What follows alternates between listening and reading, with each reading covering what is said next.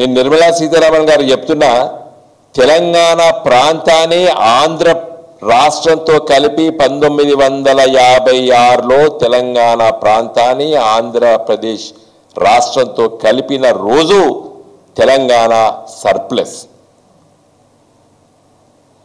ఆమె ఆర్థిక మంత్రి, గుర్తు చేస్తున్నా నేను,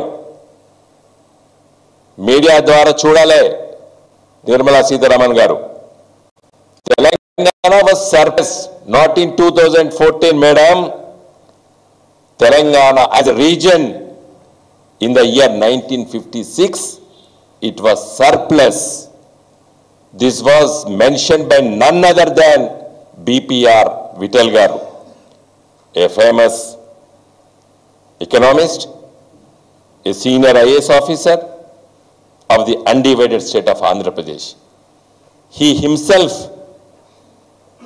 has written a book, Telangana Surplus. And Telangana still surplus in 2014 అని చెప్పి మళ్ళీ రాసినారు వారు. నిర్మలా సీతారామన్ గారు, this is not because of your BJP or your Janasangh party.